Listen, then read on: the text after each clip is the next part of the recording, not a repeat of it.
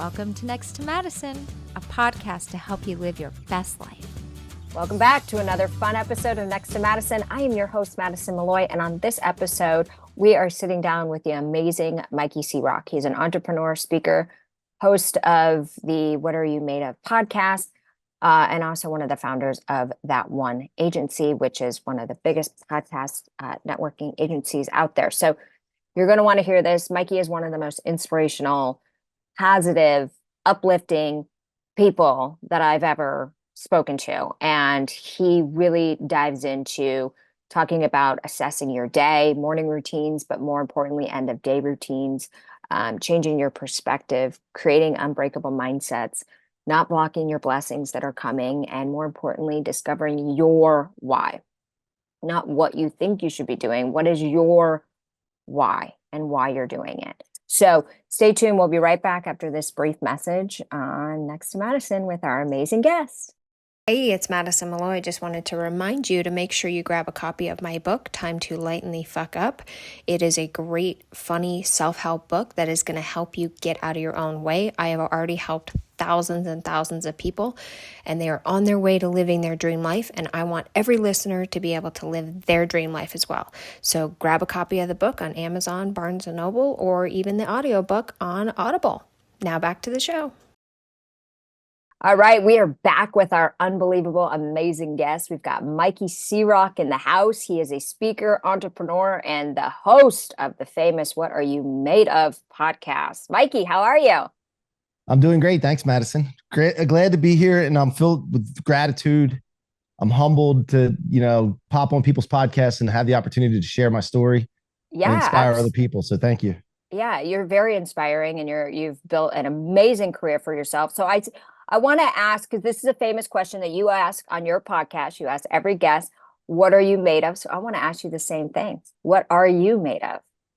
Yeah, I'm made with just pure vision, rocket fuel, and an insatiable desire to help, people elevate and remind them that they're unstoppable to living the life of their dreams. Yeah, absolutely. So how do you have what I would consider an unbreakable mindset? How did you get to that point? Well, a lot of work, a lot of experience, a lot of discouragement, a lot of reminding myself, talking to myself, reminding me that I'm built for this. I grew up around a lot of brokenness, Madison. My parents, I don't remember them ever together. Okay. Did the every other weekend thing, the child support battles, custody battles, spent a lot of time at my grandparents' house. And saw a lot of alcoholism, anxiety, depression, overdosing on medication, suicide. And it continued from when I was a younger kid till, just recently I lost an uncle to drugs. So, I watched all this at a young age, and I started to realize that this is at about 8 years old, I started realizing people were telling a story about why they were living this way. And then they would go and continue to cause and create those things that they were telling a story about. And at 8 years old, I said, well, damn, man, if this works this way, it must work for the other way too. Cause there's light, there's darkness, there's funny and there's not funny. Serious. There's dichotomies in life. At 8 years old, I didn't know the word dichotomies, but I just knew that what if I told a story of the way I really wanted it versus the way I didn't want it and see what happens. And all of a sudden my life started to just manifest into that. And so I would call those people out of my family and let them know, like, hey, you're causing this, you're creating this. And that caused a lot of resentment, and a lot of people that had not realized that you can actually you are actually causing and creating your future. They would resent the fact that I figured out how to cause and create goodness. And so throughout my whole life, I watched a lot of this and experienced a lot of this. And there would be people that would say, hey, man, you're full of yourself. You're conceited, all these different things. And instead of pulling the foot off the gas pedal, that was always a trigger for me to push it down further. Yeah. Because I'd rather be full of myself than empty. I love that analogy. And it's so true. It's like, our thoughts create our reality. And some people have a difficult time waking up to that if they've been programmed to be in this victim mindset, like a lot of your family members, unfortunately, were. But yeah, you must consider yourself so lucky that you were able to see that at such a young age. Yeah, I don't know. I don't know about luck. I don't know really if I believe in luck. I think I'm blessed. I'm an unapologetic believer in God. Yeah. And I think that we were all just created here to do amazing things, but we block the blessings that are there for us and the opportunities. I just had a conversation with my son this morning who just graduated. And I told him, he's going to a water park today. Okay. And there's going to be another senior class from another school going to this water park. And I said, oh, this is awesome. You have an opportunity to meet some new people your age and friends and this and that. He said, well, I'm just going to be hanging out with my cousin. And I said, okay, well, that's what you're going to get if that's what you decide. Like, that's what you're going to get. But there's an opportunity here to meet other people, and opportunities come from people, friendships, who knows what. But I told him, don't block the blessings and opportunities that God has given us. That's one of the biggest things I've witnessed for people. They block these things, and then they want to play the victim role and act like nothing ever goes right for them. And they're just not made for it, not cut out for it. I always remind myself that I'm built for this. Yeah. I talk to myself a lot, Madison. I don't know if you talk to yourself a lot, but I'd rather have somebody around me like myself building me up than not. So I always talk to myself. And so I always tell myself, you're built for this. Look at all the stuff you've overcome your whole life. So I think 100%. I think that we're all lucky. We're all blessed, but we don't receive it. We block it. Okay. So for people that are listening, can you give some tips and advice of how to make sure you're not blocking the blessings? Like, what are some things that they can do? Yeah, sure. I would say 90% of people have no idea what they really want. They think that they're supposed to just go through the motions and whatever happens, happens. And they're living with intention, but it's not their intention. And so what I think that people need to really understand is you are going to live a purpose. Simon Sinek talks about find your why, but people don't put enough stress on the word your. They always say why, the why, the why, the why. No. Let me tell you something. If you don't find your intention and get clear on your intention and find your why, Y-O-U-R, your why, you're going to find a why. You're going to find an intention, but it's going to be someone else's. And when you start to do that, you start to become a puppet, or some people call it a sheep. You start to be a follower. You start to go in a direction of someone else's and live in someone else's dreams and goals and helping them get there. Or you might pick up your parents' goals and dreams that they failed upon, which happens a lot. And then you get resentful. You get anxious, you get depressed, and you wonder why. So what I found is there's a formula that I follow that I get really clear on what I want. If you get really clear on what you want in life, and decide that that's what you want and intend for it, set an intention, that gives you direction for your attention. And when your attention gets directed, it cannot help. It listens too good almost, good and bad. So that attention will be placed on things in the world that surround you already in your environment that we don't even see a lot of times. And that starts to give validation to those things, which match your intention. And that's how you cause and create your universe. So, and there's emotion tied in there too, because emotion is tied to once you decide and set the intention, your emotions, you got to feel the emotions that you would have. You got to feel the senses that you would have if you had that clear vision. And what happens, it's really not magic. It's quantum physics and quantum resonance. It's true. It works. People don't believe in it. That's not my problem. I can't help you if you don't believe in it. You're going to continue to live other people's intentions. No, that's amazing. So I have to ask you, what is your morning routine? Like, how do you start your day? So I first wake up and I stay in a condition so that I'm not all the way awake on purpose. And I go through you're gratitude. In like theta.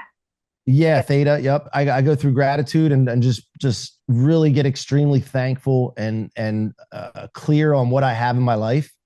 It's amazing that when I do this or when I fall off of doing this, because I'm not perfect, but when I fall off on doing it for whatever reason, I run into problems. Like I run into conflict. There's chaos comes into play. So I'm like, well, if that's the case, this gratitude has this certain resonance. I'm going to stay in this and then everything always works out. And I always tell myself that if I stay up tone emotionally and in gratitude and exhilarated and excited, everything always works out for me. So I'll go through gratitude, I'll pray. And then I basically go from there to getting out of bed, getting the same meal every morning that I get, drinking water, my supplements, and then I go to a workout. And once I go to a workout, I go back and I, just get my day started with meetings and podcasts and things. I always do reading right when I get back too, and write down and get clear on what I want, my intentions, and make sure I'm very clear for the day and for the week and for the month. Yeah. But I think one of the more important questions that I can share with you that you can ask me is, how do you end your day? Because assessment has been a big part of my life. And I don't think people assess enough or at all.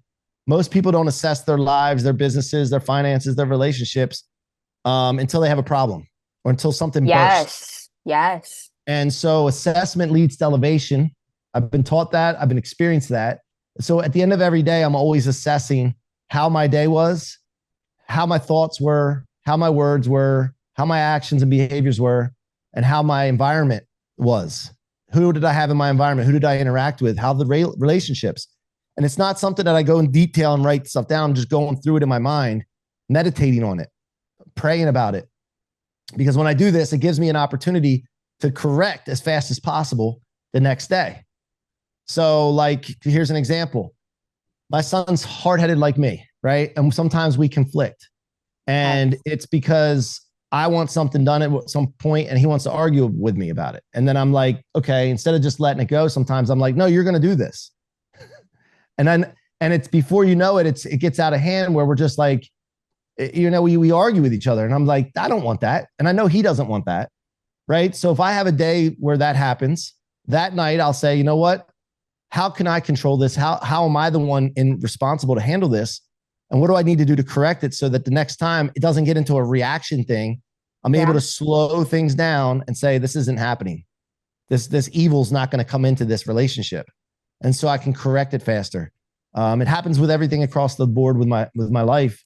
I cover all areas of this, but assessment leads to confrontation, which is confrontation. Being able to confront is a good thing, because when you don't confront, you think about a balloon filling up with toxicity. Eventually, you don't confront it, it's going to pop.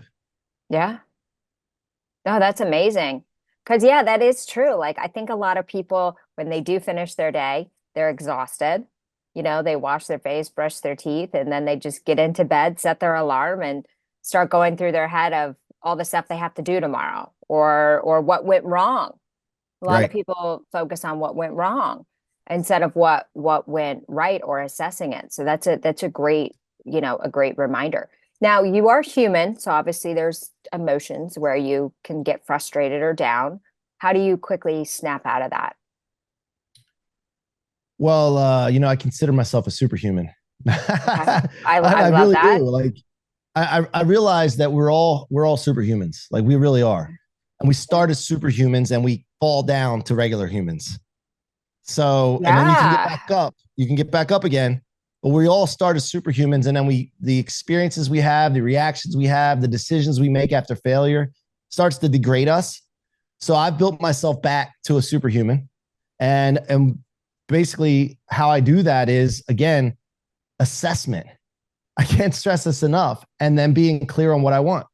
And knowing for a fact that I can cause and create this, because it's been an ability and a power that's been given to me and all of us by God.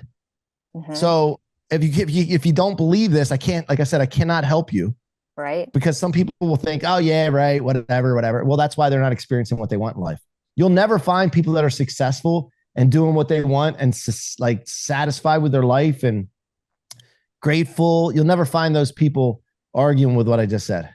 No, absolutely not. And you take like all the super successful people out there, and yes, it's mindset, it's law of attraction, law of vibration, it's being in the emotion, thinking of what you want, because we do kind of create that. So how much of life do you think is divinely orchestrated, like determined before we actually arrive here?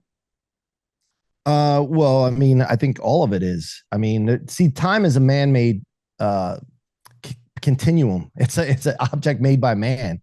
Yeah. And so you can actually, if you think about this for a second, and I don't want to go real deep, but if you think about this, everything in life that's already happened, if you wanted to go back and fix it or correct it or change it, you basically just take a different perspective of the event.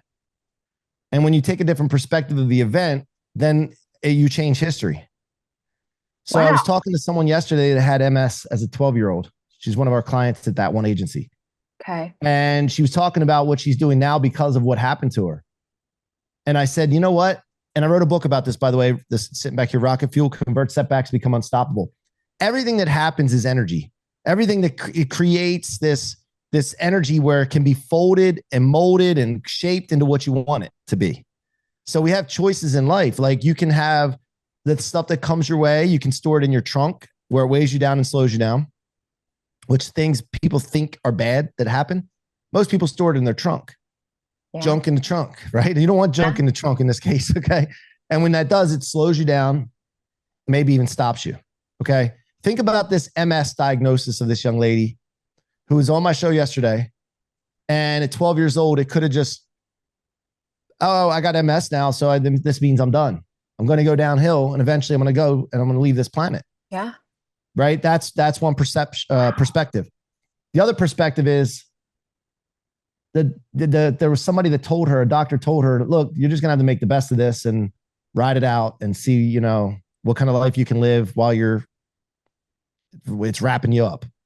And she said, you know what? I'm not gonna believe in who are you to say that? So that was a different wise 12-year-old though. At 12 to think that is pretty remarkable. Yeah, well, she did. She was able to take a different perspective, and that different perspective allowed her to change the trajectory of what her life was going to be, but more importantly, the interpretation of that event of being diagnosed with MS. Now she created a nonprofit as a kid to help others, and she's completely healed herself and hasn't had a symptom of MS in 12 years. Oh my gosh. But it took her 18 years to get to that point. But the fact of the matter is that it happened because of the perspective that she took on that event. So if you think about anything in your life, okay, I don't care what it is. Yeah. Maybe let's say somebody goes through abuse. Maybe that person was going through abuse so that they can be built into a stronger person to be able to help others and impact more lives. It's a perspective. So we can go back and change perspectives at any time we want. And it's not that we have to like replace all these decisions we've made. You just make a new decision, which again, I'm going to go back to my formula before. A decision leads to an intention. And intention leads to your attention being directed, which causes and creates your universe that you're living in. So it's all tied together. And it's a powerful formula. Yeah, no, it's unbelievable. Yeah, because a lot of people are like, the past, you can't change it. Don't dwell on it. But you actually can choose a more positive perspective, right?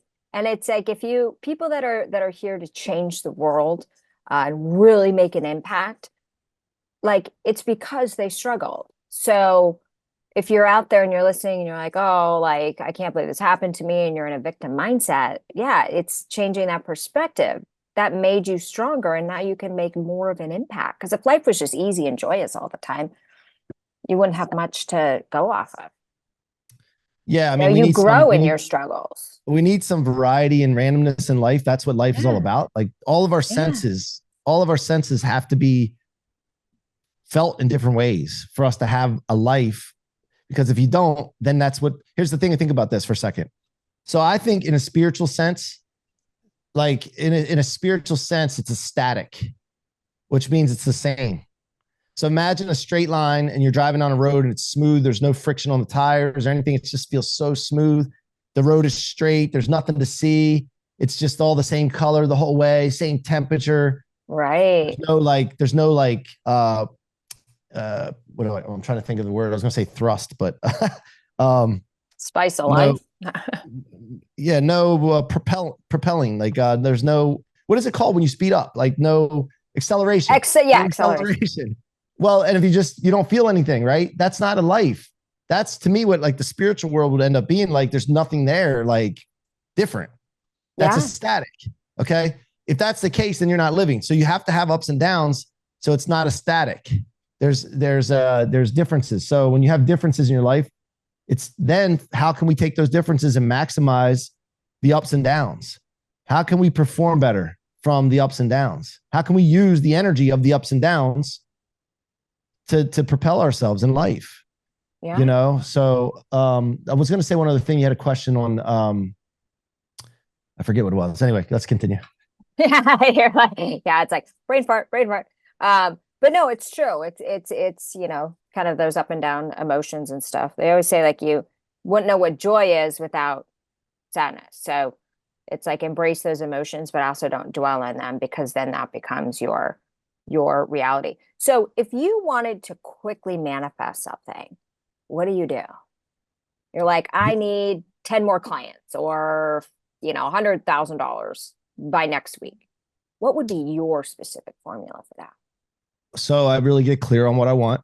Okay. Clarity, decide that that's the case with intention.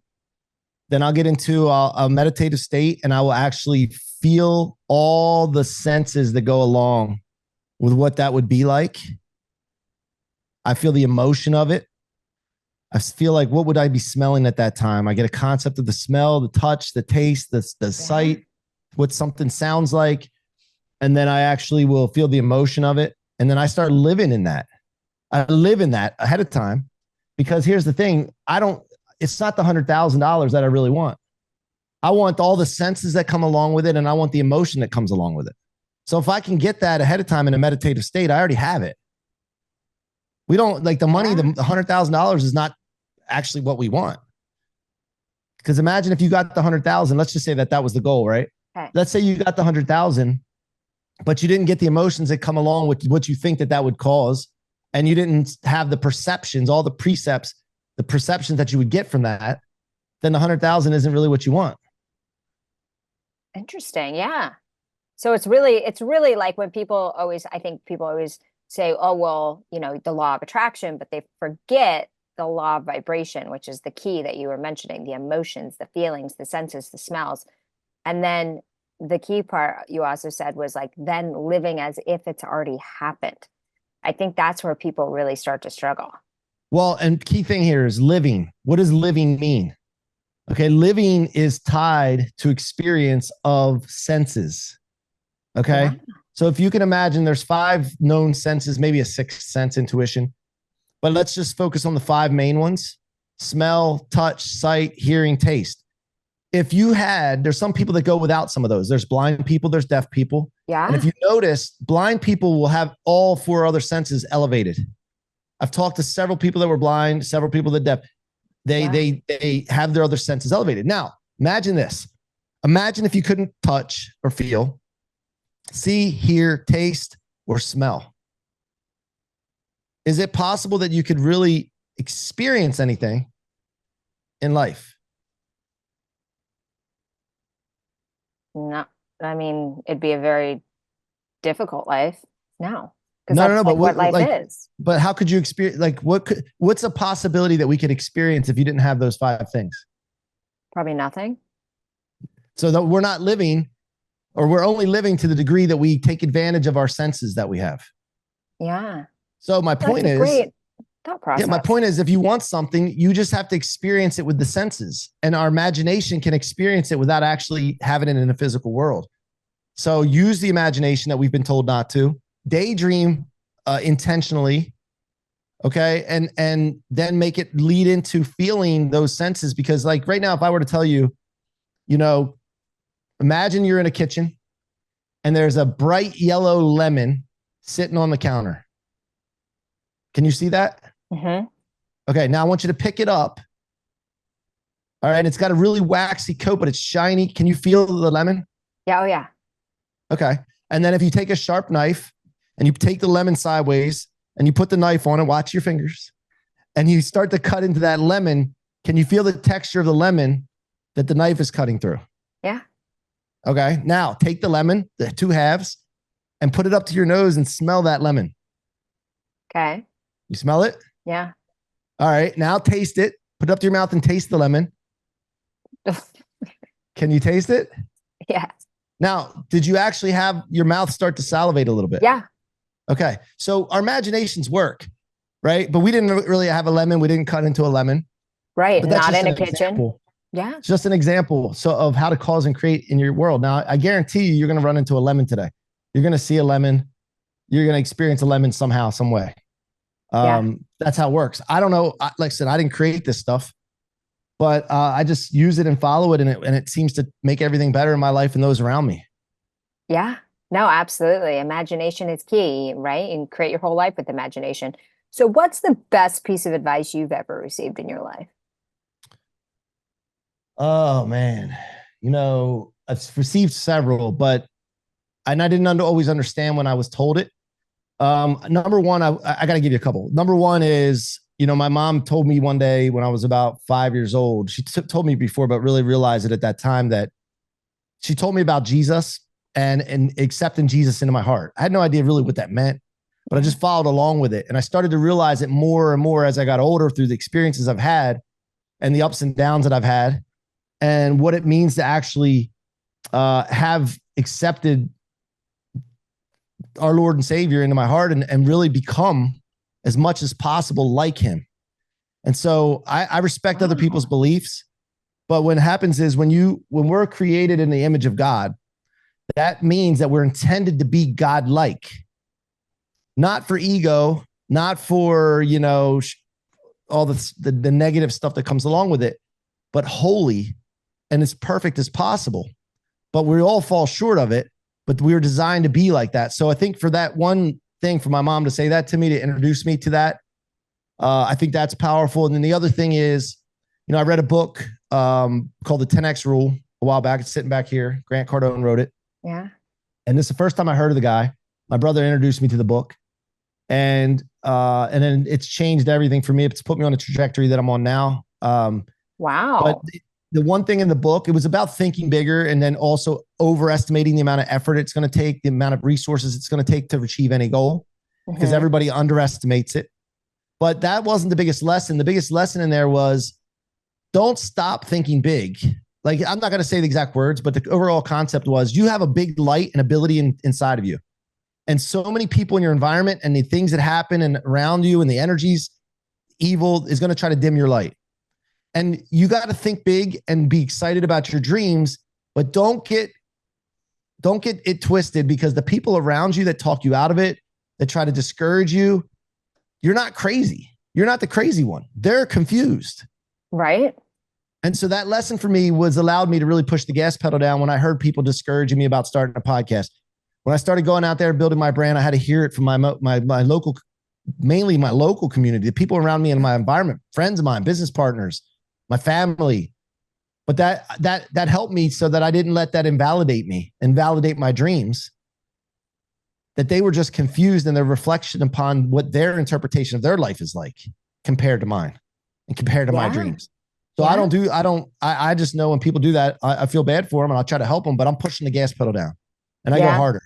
Yeah. So those are the two things I would say for that question. That's amazing. So tell us about your agency. Yeah. So I was in the mortgage real estate space for 20 years and I designed, an operation that was from Delaware to Miami with three of my best friends. And we grew this organization to 8 figures, and I wanted to scale it bigger. And we ran into a situation where we were just not aligned. 5 years ago, I also saw AI coming out, and I decided this is going to take over the mortgage industry and a lot of industries. And it's not going to allow us to make the money that we're doing, because we're doing things that AI can do. Yeah. And so I said, you know what? I got to create an exit strategy. Now, this was scary because I had no idea what I was going to do to make the money I was making at that time. But I did realize that I have the ability to do something. I just didn't know what it was. What I came to the conclusion is that I needed to get known. I needed to get known globally, because if I got known globally, it would create an attraction model instead of a chase model. Now, I've been chasing my whole life. Yeah. Sales is chasing women back in the day when I was late teenager in the 20s, parties, the next big thing, whatever it was, revenue, employees. I hated chasing and I don't want to do it anymore. I got into my 40s. I'm like, I need to create an attraction model. And so I'm a performance expert. I know how to scale businesses and build brands. And so I said to myself, I'm going to figure this out. I'm going to commit. I'm going to go through my formula. My attention started focusing on the how. And I saw people like Grant Cardone, Gary Vee, Ed Milet, all these people starting to build their brands. And I was like, they're manufacturing celebrity. It's not just happening. They're not just going viral. They make it appear that they're going viral. What's really happening here is they're manufacturing celebrity with a game that's being played. They know techniques to make things appear to be, it's almost like magicians. Yeah. I said, I got to figure this out. So what I did was I started going on podcasts. I went on over 1,000 podcasts in the last 5 years because I knew that if I could create content and build a network, that I would start causing this attraction model. And I started to realize that this is what they were doing. They were getting a lot of content. They were repurposing the content from podcasts a lot. And then they were targeting a certain audience for their business and becoming omnipresent in those people's faces and eyes all the time, getting inside their minds. Yeah. Okay. And then being able to message them whatever message that they wanted to. Now, some people do this and they're unethical. They manipulate people. That's not what I wanted. I wanted to do it in line with my mission that all people are unstoppable to live in a life of their dreams. So as I did those 1,000 some podcasts, I started my own show, the What He Made Of show, as you mentioned. I had a system developed with my team to get me out there. And I said to my team, I'm like, why don't we do this for other people? We already have it. We just need to scale it out, replicate, and do it for other people. And very quickly, we became the #1 podcast agency in the world because we do things, not just booking people on podcasts at that one agency, but we get them on top ranked podcasts. And we also network. The networking is such a big part of it because we teach people how to leverage the relationships. And that's one of the most important things that's been in my life is building network like that. So that's what we do. People can check it out at that1agency.com, the #1agency.com. And yeah, we're focused on scaling that to, massive levels. Yeah. And you guys are doing a great job. So where can people find you, contact you, learn more about you, all that stuff? Sure. Mikey C-Roc on Instagram. I'm easy to find. If you just look up Mike C-Roc anywhere. And that1agency.com, check it out. The #1agency.com. You can see what we're doing there. And yeah, just follow along. I put a lot of great free content out just to make sure that I'm doing my part to have something for people that aren't ready to invest in anything for themselves, but they can invest time and attention, which is just as important as money. Yeah. And, follow along with me there and feel free to DM me anytime if anything interests you that we talked about. Okay, perfect. Yeah. And definitely check out his podcast. It's amazing. What Are You Made Of? Very inspirational. I was on it. I felt so honored. And now I'm so excited that you graced us on Next to Madison. Even though I'm not physically next to you, I kind of feel like I'm sort of. Great job, Madison. Appreciate you having me. All right. I appreciate you. And thank you to everyone who's listening, wherever you may be. We'll see you next time to find out who's next. Hey, your host here, Madison Malloy. Please make sure to subscribe to the show on all podcast platforms and please rate and review us on iTunes and Spotify. Also, if you have any questions or comments, you can email us at contact@nexttomadison.com. I thank you again for listening. Bye.